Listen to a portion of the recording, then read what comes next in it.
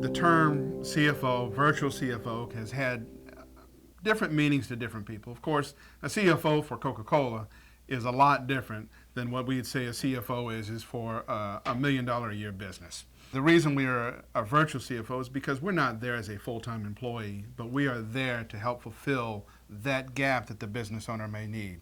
Going back at least 15, 20 years ago, we had a client for the firm I was working with that had their on-staff accountant suddenly decided to not even give a 2 weeks notice, to just quit. They entrusted this person with everything. They didn't know passwords, they didn't know bank accounts, they didn't know anything. So out of an emergency situation, they called us in to help. So I went in there and I realized I kind of did their work in about 8 hours for the full month. But yet they were paying this person 40 hours a week, full time, to do the same job, and there was double and triple and quadruple work that did not need to be done. You know, these folks can use some ongoing month-to-month consulting, discussion of things coming up, because I would get these questions. Hey, you know, by the way, we're looking at buying this new big piece of equipment. Can we do it?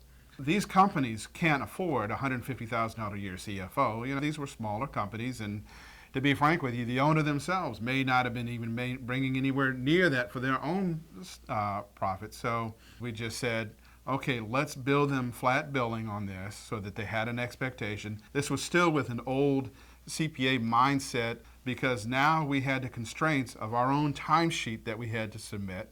Carrie and I both, as we started talking through our different thought processes, is that if we just did away with timesheets, and that we didn't hesitate to bring in the smartest person in one area. If the client was going to do some kind of special tax project, well, I want to bring on our top-notch tax person from the firm. Now you have a very high billing person coming in. And so even though we're still doing flat billing, now we're being judged because we're not in a budgeted fashion for the firm. The way we saw it as this virtual CFO, there's a lot of different issues we're going to talk about. For instance, should I invest in this new marketing campaign? But then we might have another client that may have, okay, do research and development tax credits work for me?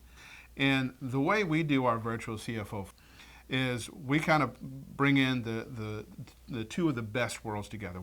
As a virtual CFO, we're going to talk on a periodic basis. It might be weekly, it might be monthly, quarterly, whatever you feel as a business owner your real needs are. And those conversations with your virtual CFO person are really going to be about taking the numbers and have these discussions, broad discussions, and the things that are keeping the business owner up at night. Am I going to be able to make payroll? Do I need to cut payroll? Do I need to invest in newer equipment? Should I rent equipment?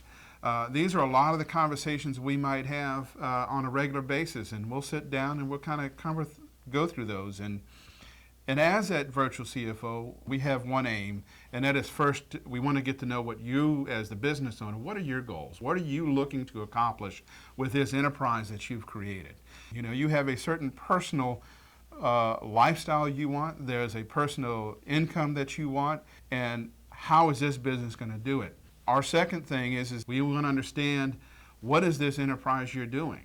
The third step of having good accounting information, we can have these conversations where you can bounce ideas off of us and we can discuss them. We want to be the first stop.